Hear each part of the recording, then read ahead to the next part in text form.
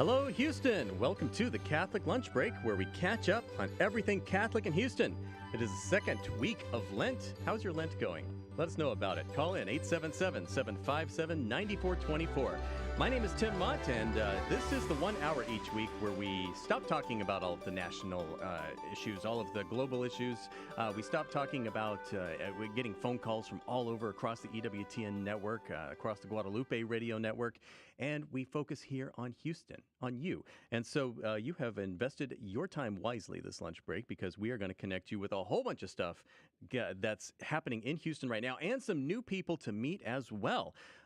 First of all, let me tell you what we're going to be doing. We got the Houston Catholic Women's Conference coming up later on. We have our Smells and Bells segment with on the liturgy. So you get to see how the liturgy unfolds here in our Houston area with Father Stephen Reynolds, the pastor of St. Elizabeth Ann Seton. Our regular weekly segment with Loving Choice Catholic Pregnancy Help Center, of course. They have exciting news and a date change for one of their events, and a brand new person to introduce you to. Since we have so much to do today, I'm just going to jump right into it. David, can I just go ahead and start with a prayer right now? Or, I'll do my check-in with you in a second. Okay, let's just get started. In the name of the Father, the Son, and the Holy Spirit, amen. Amen. Remember, O most gracious Virgin Mary, that never was it known that anyone who fled to thy protection, implored thy help, or sought thine intercession was left unaided. Inspired by this confidence, I fly unto thee, O Virgin of Virgins, my mother. To thee do I come, before thee I stand, sinful and sorrowful.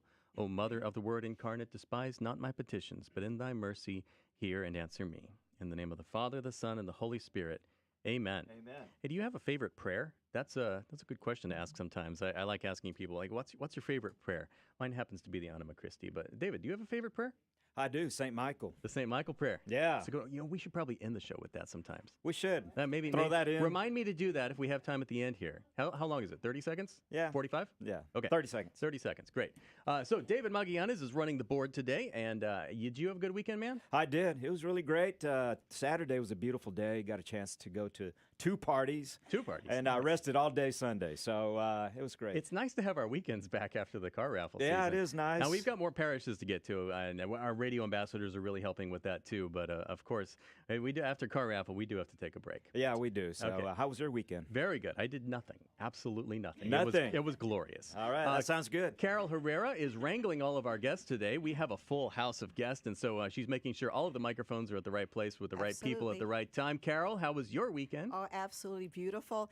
I think it's really nice that I can see the bluebonnets out now, the wildflowers, the azaleas. I mean, it's really nice. So I enjoyed this weekend. Are you still visiting churches for your pilgrimage? Yes, I sure am. Nice. And if you want to talk about it now? Yeah, where were you yesterday? Yesterday, I was at La Divina Providencia Mission Church, which is the Divine Providence Church. And that's located in the heart of East Port Houston, Tim, which is off I-10 and McCarty Drive. And I want you to know that it's also part of the Resurrection Church, which is off Zoe. But it's just further east. Okay, I know where Resurrection is. Yes, it's off Zoe Street. But, Tim, this church is a gem hidden in a Hispanic neighborhood in that part of town. It is so small. It's humble. Does Father Oscar do the masses there? Father Oscar Donan, yes. Yeah. He does the church he's the pastor for both churches, and he also did Mass yesterday. I got to interview him several years ago. He's a great guy. Oh, he really, really nice. And he gave a great sermon yesterday, and it was a packed church. Okay, it was packed Mass, which I was happy to see. And they only have one Mass on the weekends. That's at 3 o'clock. So, yes, it was really nice. So enjoyed the weekend. Well, who knows? Maybe it'll become a full-blown parish in the future. In the future, that's right. Thank you so much for sharing that, Absolutely. Carol. And running our video today is Valeria, our Cristo Rey intern. Valeria, you are doing a great job making sure all of the video, the names are set with the right cameras and everything. How are you doing? Hey, I'm doing good, and you? I'm doing very well. I'm glad to be here on the radio. As a matter of fact, I want to tell people they can watch our video at Facebook or YouTube or Twitter. Just look for GRN Online. It's like our website, grnonline.com, but on Facebook, YouTube, or Twitter. And I think you'll want to be there on the video right now if you can, because we have a brand new face, a brand new voice to introduce to you. Joining the team is Wyatt Goolsby. Wyatt Goolsby, welcome to the Catholic Lunch Break, and welcome to KSHJ. Tim, great to be with you again. I think the last time I was with you here in the studio, it was 2020, and we didn't have any idea what was going to happen that year with I the know, pandemic. right? So much has changed in our world. It's great to be back with you in the studio, and in this case, brand new employee. And we get to talk with you all the time now because your office is right next to mine. You are the new executive director of KSHJ.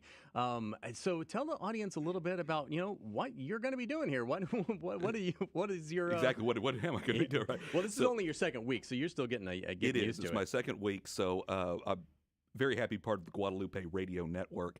And what I'm going to be doing a lot of, Tim, is outreach, actually trying to get out there and, Carol used the term hidden gem. I would describe that as this radio station here in Houston. It's a fantastic venue for getting out authentic Catholic teaching, but not necessarily everybody in Houston knows about it. So helping to get the word out about outreach, also learning a bit about fundraising, trying to get out there and let people know and see what we can do about supporting Guadalupe Radio Network. I've got lots of pointers for you on both of those. I appreciate that. Our listeners do as well because we are listener supported, so they know about fundraising, and our listeners spread word of mouth. You tell a friend about it, because you heard something on Catholic radio that really changed your life, and you want that other people to have that experience too. So just tell a friend, hey, have you listened to AM 1430 recently? Or you don't even have to listen on the radio. You get the app, and you can listen on your phone anytime. It's all that easy, right? It is all that easy. So tell us a little bit about yourself. This is your hometown, right? It is. I'm originally born and raised here in Houston, but probably a lot of your listeners will probably recognize my voice from when I worked for EWTN in Washington, D.C. Worked there for about 6.5 years. Working for a program called EWTN News Nightly, which of course we air. Yeah. And I was a reporter. My background's actually in journalism as a news reporter. Where did you get your experience or education there? Well, I'd gone to college at TCU and was a radio TV film major, but I started from the bottom. My first job was in Midland, Texas, Midland, Odessa, as a reporter and weekend anchor, and it's kind of moved my way up in the traditional journalistic sense. But thanks to networking really in the Catholic world, when I was living in Dallas, I was able to secure a job with EWTN, which was exciting for me because I was able to combine two of my loves, which is journalism, doing my news, but also my faith and bringing true Catholic faith. And so it was a great time living in Washington. The really reason why I left was to be back here in Houston, to be close to family and friends. And so it's been great to be back. Well, this is a perfect fit with your experience, your loves and everything. And as a matter of fact, I went on to YouTube and I found your final segment from EWTN News Nightly several years ago, where that was a fun 4 minutes there. It was. Yeah. Had a lot of fun stories I had done on my time. Did you do the editing on the video, putting all that montage together? No, luckily we had editors doing that, but they were asking me what are some of the fun segments that you enjoyed doing while you were working for EWTN. So it was great. Did you actually get to work with Mother Angelica? I did not, unfortunately. I wanted to, but by the time I joined EWTN, which was in 2013, she was already really bedridden, if you will. Right. Yeah, she was pretty sick at that time. So unfortunately, I did not. I had to, I met with people and learned about her life, but no, unfortunately, I did not get the chance to meet with her. But you were really part of the legacy, that the vision that she had for Catholic media, really. Yes, Mother Angelica always had this idea, even when founding EWTN, that they were going to have a news program from a Catholic perspective. It was going to be authentically Catholic, trying to take today's news, international news, and trying to find that Catholic angle, wherever it may be. And so, like I said, it didn't come to fruition necessarily until 2013, but it was always something that was part of the idea. Yeah. And well, actually, Mother Angelica would have turned 100 years old this year. And so for our spring share-a-thon that's coming up in just, 3 weeks now, we are going to be celebrating that. And every person who donates during the spring share-a-thon is going to have a chance to win a pilgrimage to EWTN in Alabama. And that goes for every single donation. The $1 donations, the $5 donations, all the way up to the $5,000 donations. They all get that same entry to go into that pilgrimage. And I look forward to working with you on that. Talk about getting my feet wet, jumping right into a share-a-thon here on March 21st. So we're going to jump right in and see what we can do. So speaking of share-a-thons, we do still have a few volunteer slots open for the call center on March 21st. It's filling up fast. I sent out that email blast just over the weekend, and we're already basically full on the morning shift. We got some more people that we could use on the afternoon shift, 1 to 7 p.m. But if you're interested in coming for any part of the share-a-thon, even if we have our phones full, I would still love to have you here, and maybe you could be some prayer support for us, and I can show you around at the studio here. Just go to our website, grnonline.com. You find my email there. Email me. Let me know today today that you're interested in getting one of these volunteer slots. It's for answering the phones on March 21st. That's the Tuesday of the Share-a-thon, and it's really, really fun.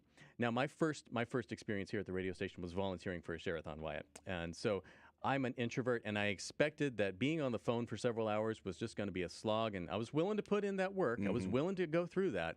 But when I got to the end of it, I felt more energized than ever because I had just had several hours of people calling to give money and calling to give money. And every time I answered the phone, it was a happy person listening to Catholic radio wanting to give money. And I'm like, wow, this feels great. And I bet you kind of got used to talking with people, getting used to it. I did, yes, absolutely. So all of our listeners can come to that on March 21st. The phones are open from 7 a.m. to 7 p.m. And like I said, those volunteer slots are filling up fast.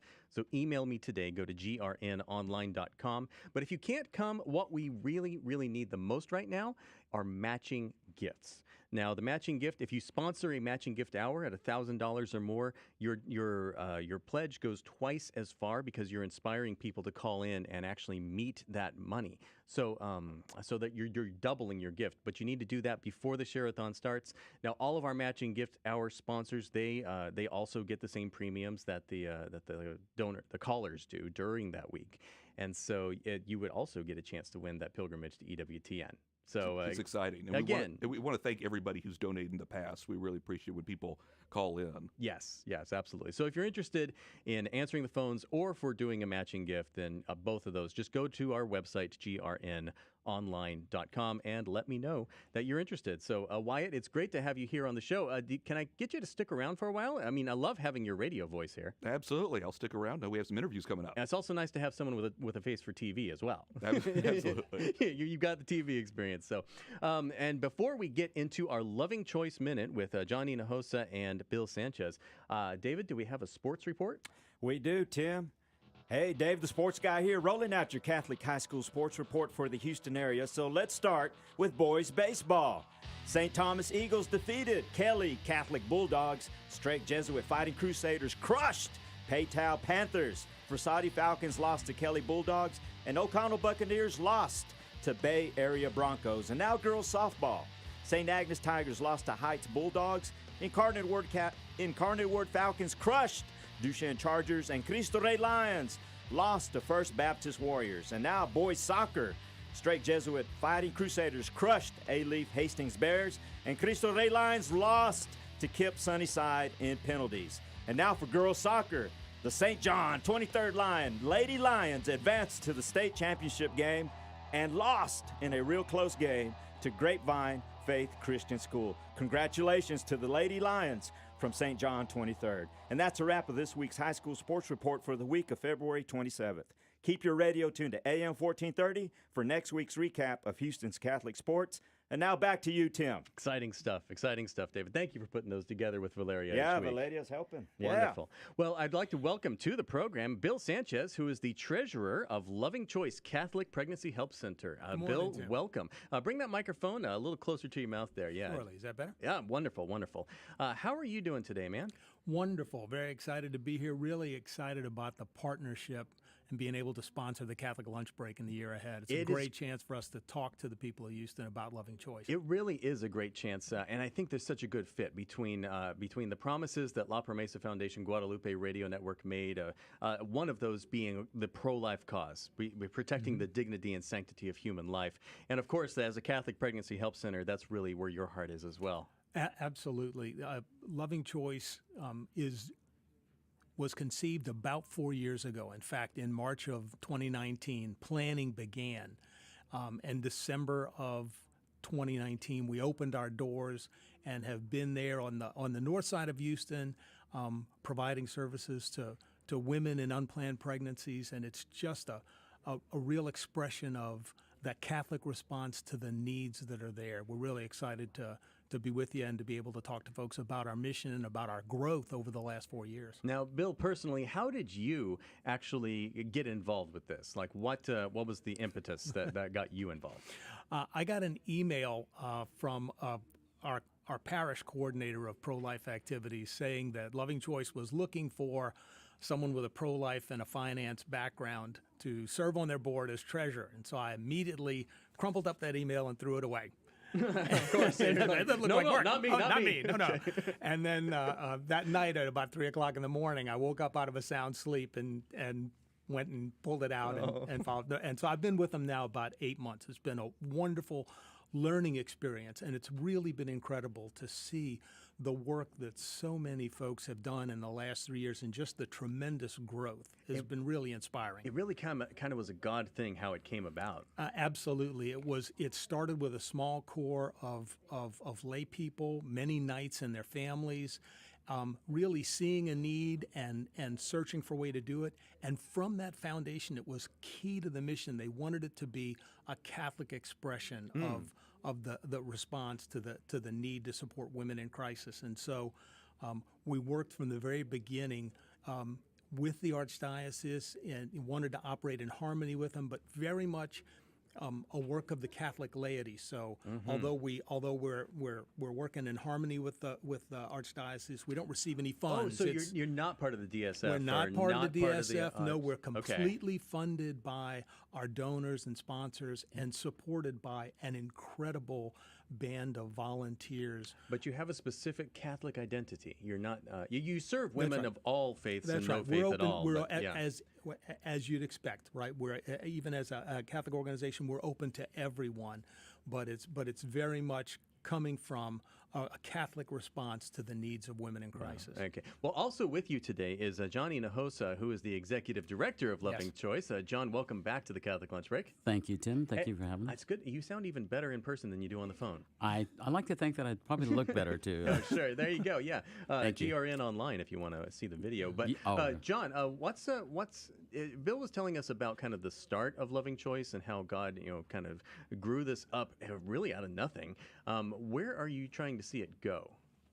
Well, nothing happens without prayer, as we talked about before, and inspiration from the Holy Spirit. So in union with our board, we'd like to, my vision, and I would like to share with the board, and I have with several members, is to hopefully start somewhere in the central area of the Archdiocese, near downtown Houston, near Planned Parenthood, should be known, somewhere around the vicinity, to open a satellite office initially. So, and then eventually, long range go Loving Choice south, west, and east.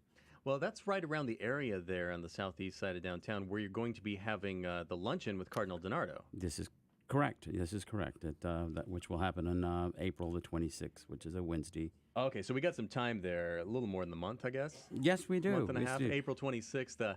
That's not during a share-a-thon, so maybe I'll be able to come. Yeah, and not during Lent either. So even though you're not part of the Archdiocese officially, you're not getting any funds from the DSF or anything, but Cardinal is going to come and speak. What is the relationship that you have there? I don't know that he's going to speak. He'll be in attendance. Oh, we're actually okay, going gotcha. we're going to have a speaker. George Brooks, the author of Building a Culture of Life, is going to be our speaker at the luncheon. It's going to be Wednesday, April 26th at 11:30 at the Doubletree Hilton at Hobby Airport. And I'd encourage folks to go to our website, loving-choice.org. loving-choice.org for details. We'll have information there and people can sign up. One of the keys to being able to expand our outreach, and we've grown tremendously. 2022 was a year of massive growth, and in the wake of the overturn of Roe versus Wade, in 2023, all of our metrics are up 50 to 100% over 2022. My goodness, wow. So the need is there, the response is there, and so the fundraising is a key part of it, because we hear universally from folks all over the city, when can you put a location close to us? Yeah. We reach a wide area from our location, our facility on the North Shore, on the north side of town, but it's a real challenge to serve all parts of the city. And so that's one of the things we're looking to do to grow the organization, to have those additional places where we can provide assistance to women all over the city of Houston and all over the Archdiocese. That's a beautiful vision, and we're glad to be walking with you. So Bill Sanchez and Johnny Nahosa from Loving Choice Catholic Pregnancy Help Center, loving-choice.org. Thank you very much for joining us on the Catholic Lunch Break. Thanks so much, Thank you very Tim. much. Thank you, Tim. When we come back, we're going to be talking with Father Stephen Reynolds, the pastor of St. Elizabeth Ann Seton, on the Catholic Lunch Break, about our Smells and Bells segment and what you can look for this Lent in the liturgy. Stay tuned to AM 1430 KSHJ. Southeast Houston Cardiology is a proud sponsor of this Guadalupe Radio Network station, and The Doctor is In with Dr. Ray Garendi. Southeast Houston Cardiology has been serving patients with heart disease and vascular disease with up-to-date, compassionate, and comprehensive care for more than 20 years. Southeast Houston Cardiology has 2 locations, Webster and Pasadena. You can contact them online at southeasthoustancardiology.com or 281-338-4004. Save the date. You're invited to celebrate St. Joseph Feast Day, Saturday, March 18th. The feast begins at 6:30 p.m. at St. Justin Martyr Church. The menu includes a traditional dinner, pastries, drinks, and a movie. A real fun-filled night. Let us honor St. Joseph, spouse of Mary and earthly father of Jesus, with this table of food. Bring a non-perishable food item to donate to the social ministry. For more information, go to sjmtx.org.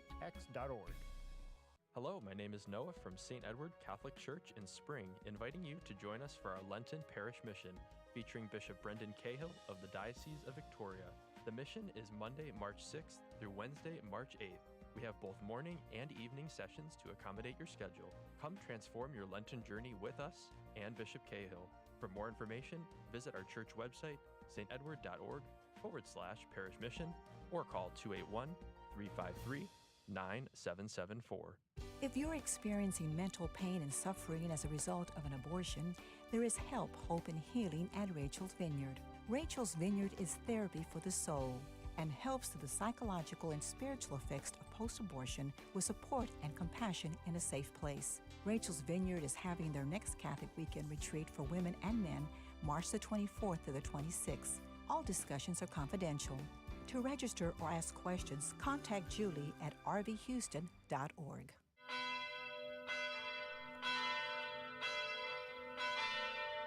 The bells! That means it's time for our Smells and Bells segment on the liturgy. You're listening to the Catholic Lunch Break, where we catch up on everything Catholic in Houston. I love that recording.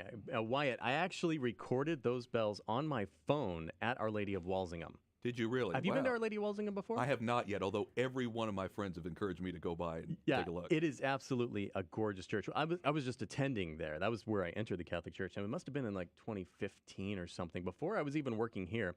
I just was like, where do you hear bells like this anymore? You don't. Right. so I recorded those, and I never thought I'd have a chance to use that recording. But now we've got Father Stephen Reynolds he's a pastor of St. Elizabeth Ann Seton, and we get to introduce you with wonderful bells, Father. Thank you very much for coming back. Thank you for having me. Now, you haven't got tired of us yet? No. Or you're just trying, are we a tough case for you? Well, I'm offering it up for Lent. There you go. Okay. Speaking of Lent, how's your Lent going, Father? Well, it's going well, I think. The parish, like all parishes, is busy, and we've had lots and lots of confessions, and a lot of people use Lent as an opportunity to recharge their batteries, get back in shape. So we've seen a real rise in our attendance on Sundays and during the week.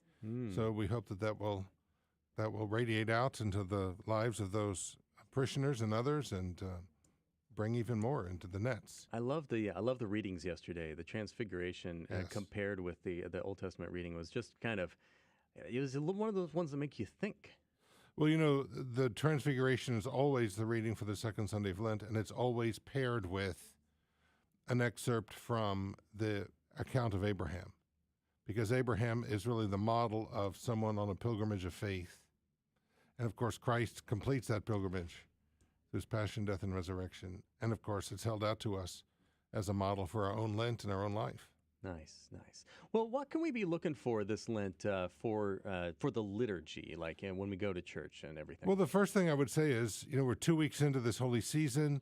If for some reason Lent has kind of passed you by so far, it's not too late to get in gear.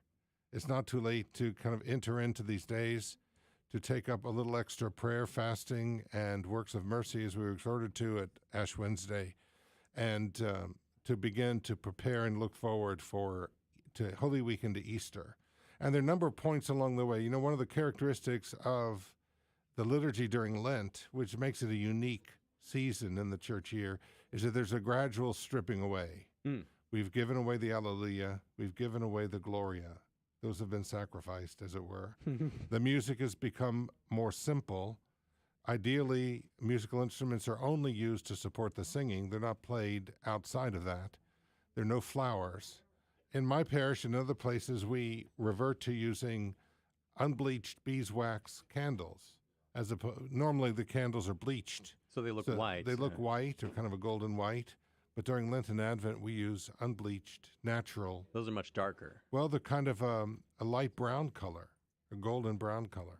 Again, more penitential in appearance and a simple little thing that can remind us that the page has turned a bit. And this gradual stripping away goes on until we reach Passiontide and then finally Holy Week, which I know we'll discuss. So when you say time. Passiontide, what is Passiontide? Yes, the Passiontide are the 2 weeks before Easter. It includes the last full week of Lent and then Holy Week, which begins Palm Sunday. So in the old arrangement of the liturgical calendar, Passiontide started on the 5th Sunday of Lent, which was called Passion Sunday. And then Palm Sunday followed, and then Easter.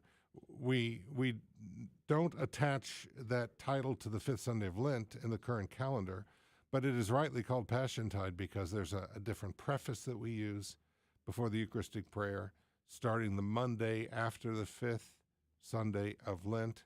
And there's a different emphasis in the readings. We can see the temperature being raised in the environment around Christ. There are a lot of readings from the Gospel of John, so we see the conflicts emerging or coming to a head between scribes and the Pharisees and Jesus and his disciples. And that'll all reach its culmination, of course, in the Sacred Triduum on Holy Thursday, Good Friday, and Holy Saturday. And, of course, we have a little break before that. We're given a reminder in 2 weeks on Laetare Sunday, a Latin word that means rejoice, in which the priests wear rose vestments. Only twice a year are they used in the liturgy. A lot of parishes don't have rose vestments because vestments are expensive. Yeah. And they're only used twice a year. And so your priest may wear purple, which is perfectly fine. But if they don't have rose vestments, you might want to offer, I'd say to our listeners, you might want to offer to your parish priest to buy some rose vestments for Advent so they can have them for Advent and for Lent.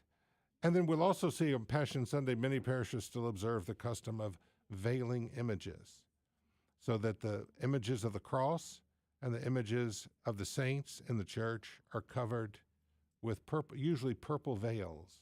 I've seen black sometimes. But that's a custom in some places in the Anglican world, and in other places. The liturgical norm is that, first of all, this is optional, and it's up to the local bishops' conference, and of course it's permitted. Any parish can do this. And we've seen a real growth in this practice.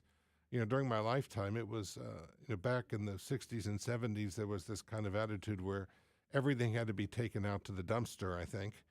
And gradually, some of these, as people actually began to read the instructions for the Missal, began to see that these customs are certainly not antithetical to the various emphases in the newer Missal. But it's a powerful reminder. Again, it's a kind of stripping away visually of these reminders. And the practice comes from, or is linked to, the old gospel that used to be on the 5th Sunday of Lent, on Passion Sunday, which was from John chapter 8, verses 46 to 59, which concluded with Jesus. There's a conflict with the Pharisees, and they're prepared again to stone him, to drag him away and kill him. But Jesus hid himself and went out of the temple, we're told. He hid himself. He hid himself. And so to commemorate that hiding, that withdrawal, which was a sign that Jesus was in charge of the itinerary of his passion. So everything happened as God willed it, when he willed it, and because he willed it, not because of human intervention, but it was a divine, the unveiling of the unfolding of a divine plan of God's divine will. And so Jesus withdrew himself from the temple, and his disciples would have also withdrawn to be with him. And so the images of the crucified Lord in the church are covered, and also the saints, who are the Lord's disciples, will also be covered. Yeah. And the only thing that's not covered are the Stations of the Cross, and of course stained glass windows. It's too much to cover all of that. Right. In fact, there was an ancient custom, still observed in many places in Germany, of what's called the hunger cloth that would be hung in front of the sanctuary of the church. The sanctuary is that area where the altar is located. And then it's distinguished from the nave or the main body of the church, either by a communion rail or by a little a rise in steps, a platform. Yeah. And the sanctuary would be shielded from view by this hunger cloth that actually often had an image, a woven image of the crucifixion or the saints or whatnot, a way of hiding the altar, and that meant hiding the Mass from the pilgrims. And, of course, the daily Mass goers who would be in those churches. This started maybe 1,000 years ago. So why was it called the hunger cloth?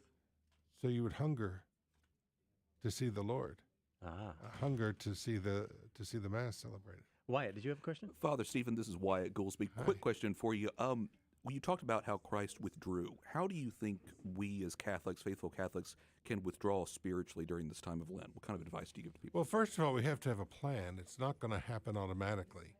And we don't withdraw by abandoning the life we have. You know, we can't say, honey, I'm taking Lent off. Take care of the kids, and I'll send you a postcard from my retreat. And by the way, don't try to contact me because I'll be incommunicado. No, we can't abandon our vocation, the place where God has put us, our responsibilities. But interiorly, I think we can practice some detachment. And one of the great ways of withdrawing from the world, well, I think we can withdraw from clown world and live in the real world. And clown world, of course, is represented by my phone, which I'm holding up to the camera, and by everybody else's phone. Very useful tools. I use it all the time. I was using it right before this program to look up a couple references and to check up on my email. But, you know, it's possible to live in a digital world and not the real world. And if we find we cannot live without our phones or some other kind of technology or anything else, then we have to ask if we've become slaves to that rather than something that facilitates our freedom and facilitates our flourishing. So I think just leaving the phone on the desk or, you know, plugged in at home away from us at work. Don't take it with us every single place we go. Everyone can work out their own way of doing this, but to step back from some of the things that can clutter our life. That's one of the ways. Even as simple withdraw. as just deleting some of the apps that become time sucks. Like maybe you only go on Facebook on a computer and not on your phone. Exactly. Something like that could be a way of withdrawing. And I think almost everybody can benefit from taking off or at least disabling or hiding their web browser on their phone. Because almost nobody needs it for school or work. Almost nobody. But it's used for other purposes, not all of which are virtuous. Now, okay, so speaking of liturgy, as a priest, when you see people in the church on their phones, like reading along with the readings or reading their prayer book that's on their phone, like an app, what does that make you feel like? Well, I don't have any reaction to it other than I'm glad they're using some tool that will help them participate better in the Mass. You know, some people find it easier to read along with the readings. We don't have missals in our pews, and many parishes don't anymore. But people have accommodated themselves to that reality by having their own missal. They often take the Magnificat, or they follow on their phones. You know, in our parish, which is very international, we have so many people with so many different accents that our readers in Mass, who all do a very good job, but you know, some who have a different background might find it difficult to understand particular words or particular phrases, and so or they might have hearing loss. You know, they or have a child screaming in their ear. You know? So being able to follow is often very helpful. I think if we can be concentrated and recollect enough to actually listen to the reading, I think that is excellent, and that would be the preferred kind of approach to the readings. But if we need to follow it in some written text, that's perfectly fine and it's good. And if see, that's good for me to hear, because I find it less distracting if I can get it on paper, like in a missal or something. But if I need to follow along, I always sometimes feel guilty whipping out my phone, and I'm like, oh, people are going to think I'm checking my Facebook here. If you had done that 10 years ago, it would have really stood out. But not today. There's so many people who are in Mass or in the church before Mass on their phones, doing their devotions, praying their devotions, or reading the readings in advance. And that's not at all odd. Okay. Well, that's encouraging to hear from a priest that it's... Besides, I'm nearsighted and I don't wear my glasses. You can't even tell. It's all kind of a blur after about the fourth or fifth pew. Right. So we were talking about Passiontide and the veiling of the images, and you mentioned the only things that are not veiled are the Stations of the Cross.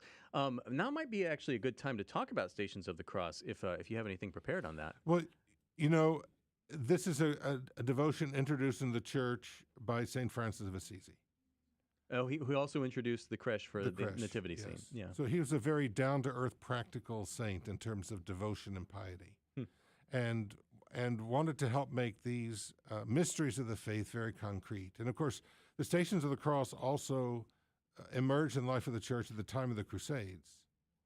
And the Crusades facilitated pilgrimages to the Holy Land, made it possible for Christians to make that journey more safely. And of course, most were not able to do it. It required too much time, maybe up to a year of travel, and too much expense. And the average person obviously could not just leave things and say, honey, I'm taking a year off to go to the Holy Land to walk where the Lord walked. And so the Stations of the Cross and other kinds of devotions attached to the Lord's Passion emerged at that time so people could participate in the events of Holy Week in a very concrete way in their own parish churches. How important is that, Father Stephen, when you have structured prayers like that? I mean, I find that to be such a wonderful thing that we have in the church. Well, there are many different forms of prayer, and prayer is ultimately lifting the mind and heart to God, and it can take many different forms. It helps us to have some prayers that are formulaic or that are formulas. I don't mean it in a negative sense. Some people can construe it that way because, there are times when we just can't think straight.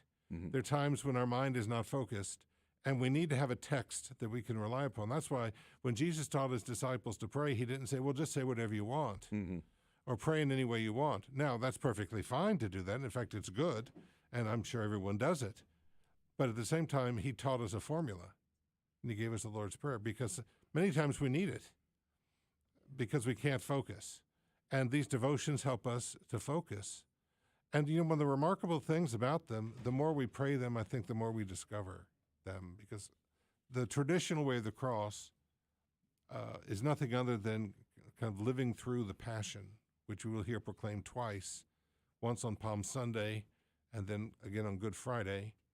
And it's a way of even physically moving along kind of the Via Dolorosa, the name of the street given to the path that the Lord took in Jerusalem. And even that moving is good. Or even if one isn't moving from station to station, if they're being prayed in a large group, as our parishes are doing during Lent, the genuflecting, at the beginning of each station or bowing at the beginning of each station, having that prayer of the body, which, like fasting, is really, really helpful, I think, for everyone. We're talking with Father Stephen Reynolds, who's the pastor of St. Elizabeth Ann Seton Catholic Church. This is the Catholic Lunch Break, where we catch up on everything Catholic in Houston. And every month on the first Monday, Father Reynolds comes and walks us through the liturgy, especially the liturgical season that we're in, from the vantage point from St. Elizabeth Ann Seton, you might say.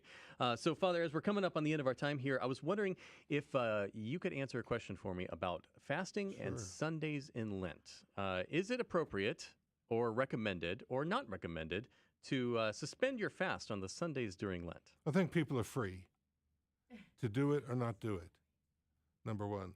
Now, fasting is important. Remember, if we look back at the parables of Jesus, the one parable that involves fasting is the prodigal son. The prodigal son did not wake up to his problem until he was deprived of food and he was hungry. And now that was not a willful fast on his part, but he had put himself in a situation where he was basically starving, and that's what turned his mind back to his Father. So fasting is very important. Some little sacrifices, nothing so extravagant that we can't do it, or that would draw attention to ourselves. But solemnities, and every Sunday is a solemnity, the highest rank of liturgical celebration. So every Sunday is a little Easter, even during Lent, and it is fitting that on Easters and Easter and Little Easters we don't fast, we don't do penance. And also during Lent, we always have the Feast of St. Joseph and Solemnity, and also the Annunciation. This year, Joseph is on March 20th rather than the 19th, because 19th is a Sunday, so it's celebrated Monday the 20th, and then the 25th is a Saturday, Solemnity of the Annunciation. If we have undertaken some fast or sacrifice, it's perfectly fine to lay it aside. In fact, I was encouraged, because it's not a game. This is not a spiritual Ironman competition. Thank you for saying that. Yeah, and it's not to say, oh, I'm going to just prove that I can give up chocolate for 40 days, and I'm not going to give up my Sundays because that's cheating. I've been trying to tell my kids this. No, it is not a law. You're supposed to be using this to help you. Right. And God is also, as the Transfiguration shows us, the end point of the Lord's life is not his crucifixion and death. Mm-hmm. It's the resurrection. That's the end point of his earthly mission. And so I always tell people on the feast day of St. Joseph, I should say the solemnity, and again on the Annunciation, if you gave up chocolate for Lent, go out today, have a big piece of chocolate cake, and say, thank you, St. Joseph. That is a great word. I'm actually glad that you mentioned the Annunciation coming up on March 25th. It's a very special day for us Tolkien nerds, but also the Houston Catholic Women's Conference is going to be that day, and they are our next guest as well. So, Father Reynolds, is there any final parting words that you have for our audience today? Make the most of the days ahead, and don't worry if you have some ups and downs in the plan that you've given yourself. Get back in the saddle and just keep moving forward. Absolutely. Well, it's great to have another Smells and Bells segment, and we'll do it again in Holy Week next time? Yes. So we get to dive deep on all of the symbolism of the Triduum. Perfect. Oh, that'll be fun. We need to probably plan an extra hour for the show that day. Wyatt, this is fun. Isn't this fun being here? It's been a joy to be with you, Tim. This is great, and it's great to catch up and meet Father Stephen as well. Yeah, absolutely. So we'll have you back. I don't know yet whether you're going to be on every week or if you're going to be busy. I know that our listeners are going to be hearing my voice a lot because I'm going to be recording a lot of segments. Absolutely. So it'll be a lot of fun. Absolutely. So stay tuned here on the Catholic Lunch Break where we catch up on everything Catholic in Houston, especially you women and you guys with wives. You're going to want to hear about the Houston Catholic Women's Conference here on AM 1430. Hi, I'm Joel Matthews, business owner and partner with TRO CPA. I'm a proud sponsor of this Guadalupe Radio Network station, and I think you should be too. As Catholics, I believe we should put our money where our faith is. And as a CPA, I help small business owners make wise decisions about their money every day. You can find out more about what I do and why I sponsor KSHJ by going to my website, trocpa.com. That's trocpa.com. Hi, I'm Melissa, and I'm happy to announce that the Houston Catholic Women's Conference is having our first conference since 2020. It will be on March 25th at St. Michael's Catholic Church. It promises to be a day of renewal, a time to rededicate our lives and our hearts to Jesus and His Holy Church. As a mother of several small children, I know it's a challenge to get away for the day, but it is so worth it. Go to HoustonCWC.net to learn more. That's HoustonCWC.net to learn more. KSHJ is sponsored by the Knights of Columbus Rangel Agency. For over 130 years, the primary mission of the Knights of Columbus has been to provide financial security to their members and their families, offering life insurance, long-term care insurance, disability income insurance, and annuity products. The Knights of Columbus are your shield for life. To learn more, find your agent, or discuss agent career opportunities in the Southeast Texas area, please contact General Agent Tony Rangel at 281-931-9100. Are you ready to spend some real quality time with your spouse? Ready to connect with your spouse and God in a new way? Then you are ready for Stella Maris Island Retreat. Join us April 22nd and 23rd at the Holiday Inn Resort on the beach in Galveston Island. Registration ends March 31st. Don't miss this opportunity to spend time away, to talk, learn, pray, and play together. For more information, go to ilovestellamaris.org/retreats. You're listening to the Catholic Lunch Break, where we catch up on everything Catholic in Houston. My name is Tim Mott. Hey, don't forget that the Share-a-thon is coming up on March 21st. Our spring Share-a-thon celebrating the 100th anniversary of the birth of Mother Angelica, who founded EWTN. It's going to be a big one. We are going to have a great time. The spots are filling up fast for our volunteer call center. If you would like to come help answer the phones, it is a fun party on March 21st. You have options from 7 a.m. to 7 p.m. to come and help, but like I said, they're filling up fast. So go online to grnonline.com, grnonline.com. Look for my email there and just let me know that you're interested. Or if you would like to sponsor a matching gift hour, just email me that as well. Your gift will go twice as far. You also get a chance to win a pilgrimage to EWTN, so I'll give you all the information about that. Email me at grnonline.com.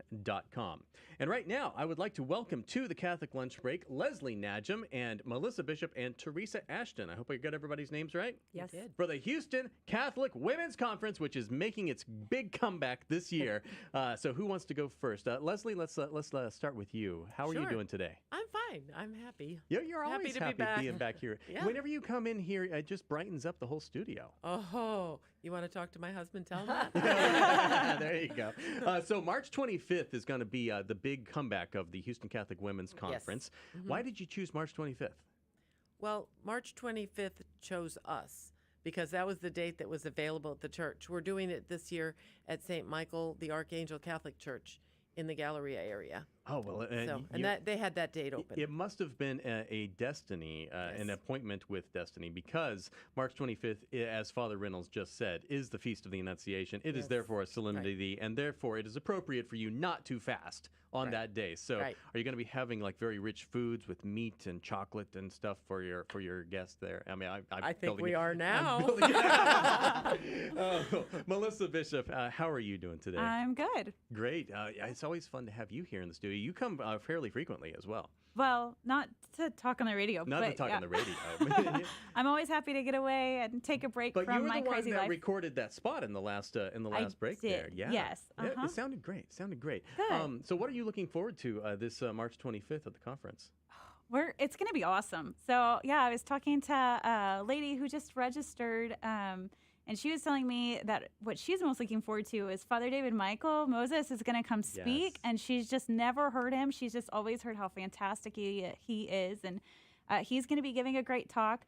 Honestly, my favorite part's always Mass. Like, you just can't beat Mass. Yes. And it's a bunch of holy women who are all there, and we're all celebrating Mass together. Will Father David Michael be celebrating the Mass? No, he will not. Oh, okay. Actually, we're going to have Father McCain from Our Lady of Walsingham Oh, is Father going to be. Patrick McCain, okay. Yes, he's Yeah. going to be celebrating our Mass for us that morning. Oh, good for him, and good for you too. Yes. So Mass, of course, is the best thing. This is a one-day conference, right? So there's only going to be one Mass? Mhm. Okay, that makes a lot of sense. And Teresa Ashton with the Houston Catholic Women's Conference. How are you doing today? I'm doing well, thank you. Do you like being on the radio with us? Or is it well, nerve-wracking? This is my first time to be on the radio. I thought like it's your this. second. Didn't you come back? I did a spot one time, Oh, but okay, I've that's never what been I'm on thinking like of. this. Yes. So this is your first time going live. Okay, well, let's let the audience get to know you a little bit. Are you native Houstonian? No, I'm not. Actually, I'm from Wilkes-Barre, Pennsylvania. Originally, I've been here for about 42 years. Do you think it's about time to settle down? Oh, I think so. Yeah, okay, Yeah, okay. We You have guys- loved it. Houston has been good to me too. I've only been here 10 years, or 11 years now. But what's your home parish? Epiphany of the Lord Catholic Church. Great, in with Katy. Father Yes. Tom Lamb there. Mhm. Yeah, we were there this last January, I think. It was I had a great welcome there. It was a lot of fun. What do you have any family, kids or grandkids? I have one daughter, and I have a son-in-law and 3 grandchildren. Oh, And, congratulations. I know, it's a lot of fun, and we're very blessed to be in town with them, watching them grow up, and just having a lot of fun. Nice. Well, why do you think that we need a women's conference in Houston? For myself, I mean, selfishly almost, I feel like every time I've been involved with this conference or have gone to these conferences, it has just boosted my prayer life and my faith. I can't believe I'm a cradle Catholic. The more I know, the more I don't know, and the more I want to know. And I feel like this just enhances their faith life. And I think a lot of women feel that same way. You kind of get this intimacy with Jesus when do. you take that time. That's Absolutely. not just at church, but in a conference like this. Yes. How many talks and speakers are you guys planning to have? We have 2 speakers, but 3 talks. Oh, okay. Mhm. So Father David Michael, and who's the second one? Well, we have a sister Elizabeth Marie, and she's from the Dominican Sisters of St. Cecilia. Uh-huh. And she is going to give, the first talk is going to be on making a good examination of conscience, because I think there's a little confusion about how to make a good examination of conscience, what's really a sin. You know, we've all had experience going into a confessional and having the priest tell us it's not a sin, and Sometimes he's right, and sometimes he's not. But anyway. Well, we've also had that experience of going through those automatic examinations of conscience, like on Yes. the Laudate app, and you're checking off these boxes. I'm like, I'm not sure how that fits into my life. Right. It's like it feels a little wooden sometimes. So that Right. sounds like a really good talk, actually. Right. Is this only for women? Can I come? Yes. Okay. You can come, Okay. but Well, you have to stand in the back. I have to stand in the. So if the husband thinks that their wife might enjoy this, do you think he could surprise her with it, or does he need to tell her up front before he buys it? I think that men should surprise their wives with this. And even we were talking earlier, we always have moms with like nursing babies and stuff in the back. And it's always such a refreshing day for even them. And I've been that mom with the nursing baby. And it's just such a refreshing, wonderful day. And we do offer sacraments. We offer confession and stuff too. So it's a great time for those women who have these busy lives and these children attached to their legs and screaming their name all day.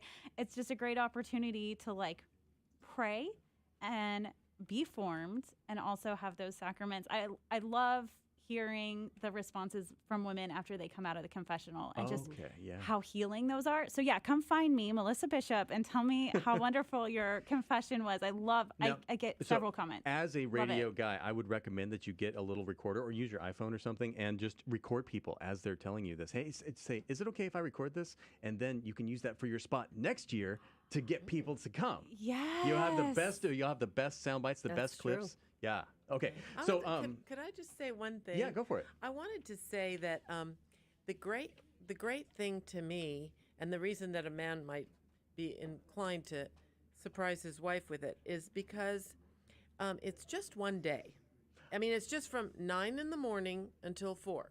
So nobody has to make hotel reservations, plan travel arrangements, do anything that bothers you. There really, you the go, only yeah. thing that could bother you is having to have child duty all day long. Is lunch provided? Lunch is It is. provided. Oh, there you yes, go. yes, and because you just told me it's a solemnity, well, we're going to have cookies and candy and all kinds. Anyway, but the other thing is that this year we're going to have a presentation on Eucharistic miracles.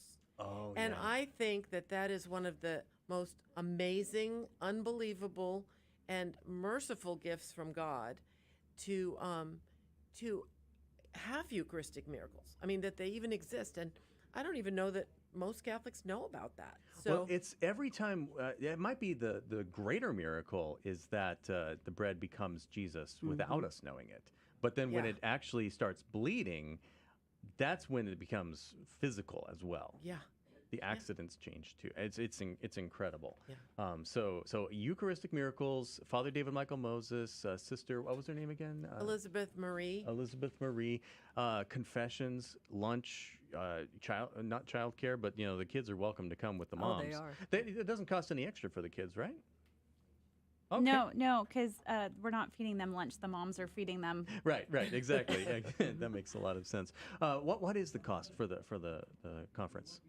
Well, I think that regular registration is $55, and then late registration is $65, which is like the week before the conference or something. And then if you pay at the door, it's $70. So it's better to just register Better to get it done early, yeah. Mhm, Okay, yep, that makes yep. a lot of sense. You know when the early registration ends? I think early registration ends the week before, but I can't swear to it. You'll have to look on the website. Okay. So Melissa's looking it up. better to go there right now. It is a HoustonCWC.net. That's for Houston Catholic Women's Conference. If people Google it, they could find it. Houston Catholic Women's Yes. Conference. Mhm. Yeah, that's pretty easy. Houston Catholic Women's Conference. It says here your mission is to offer a one-day conference for any woman who wishes to attend in order to show, teach, and highlight the awesome magnificence and beauty of the Catholic faith. Isn't Now, that so great? It is. Do you feel like it's really accomplished that over the how many years you've been doing it? I think we've had some wonderful feedback from women who feel like they've walked out of there and really did get a lot from the speakers, just being there with other people, looking forward to other conferences or another one of ours. And I do think that works very, very well for women. Okay. And the Lord has given us a sign. A couple of times He's given us little consolations. And one year we prayed and we decided that that the theme, we decided on the theme, which was a scripture verse. And then the week before the conference, I thought, well, let me pick out some songs for the day. And I thought, let's look and see what the readings will be. And the reading was the scripture we had picked 6 months before. And you didn't even plan We that? didn't even know. Oh, No, wow. no. Okay. Nice. So I looked up the registration, and so early registration ends March 10th. March 10th. So you better get that in. Oh, that's because faster than we were thinking. It's much faster than we were thinking. That's why I wow. looked. That's this week. Because it's coming up. Before it's coming up. Before my next show. Yeah. Okay. Oh, yeah. wow. So then like next week you're gonna be having to The price pay goes that up, extra yeah, price. okay. So get it in now while it's still that early registration. Save a couple bucks. Yeah, there you go. Yeah. Okay, so go to Houston Catholic Women's Conference. It's houstoncwc.net. Okay, we're coming up on the end of our time here, so a quick lightning round. What is the number one reason that you would tell someone to attend? Like you're in an elevator, you got to tell them, okay, Houston Catholic Women's Conference, you should come because it's the most important thing in life to grow in our faith. There's just nothing more important. There's a balance between formation and holy sacraments. And I think, especially for this year, to really open up and talk about the Eucharist, and that's a huge part for me to be able to share with people. we didn't even mention the Eucharistic Revival. Eucharistic Revival, we are in 3 years of that right now. So this is an even better way. So women, go register, and men, get a gift for your wife. Get them some flowers to go Great with this, gift. and they're going to love it. So Leslie Najam and Melissa Bishop and Teresa Ashton from the Houston Catholic Women's Conference, thank you very much for joining us on the Catholic Lunch Break. Thank you. Thank you. Of course. So, David, this has been an absolutely spectacular show. I really enjoyed having Wyatt on as well. Wyatt Goolsby, our new executive director here, he's going to be joining us more on the Catholic Lunch Break. So, listeners, you stay tuned for that. Right now, coming up is Dr. David Anders, and I would like to mention that the Catholic Lunch Break is underwritten in part by Loving Choice Catholic Pregnancy Help Center. Guided by the Holy Spirit and the teachings of the Catholic Church, the mission of Loving Choice is to extend God's love in the form of emotional, educational, material, and spiritual support to parents and families as they embrace the challenges and the blessings that can come from an unplanned pregnancy. Loving Choice is a place that any woman can go for help and information when she is facing unexpected, emotional, and possibly scary situations, and maybe she just wants to take advantage of a free pregnancy test. If the test results read positive and she wonders, well, what do I do now? Who can help me? The volunteers at Loving Choice will listen and provide compassionate options. They really want to help. You can find out more about Loving Choice at loving-choice.org. That's loving-choice.org. And I want to recommend to you, always make the loving choice. Well, that'll do it for this Catholic Lunch Break on the second week of Lent. And for the third week of Lent, Laetare Sunday? Or is that the following? Yeah, whatever. We'll figure it out next time. I want to invite you to come back. Download our app, the Guadalupe Radio Network app, and you can listen to this program anytime you like. Share it with a friend. Until next time, stay Catholic, Houston, and may God richly bless you.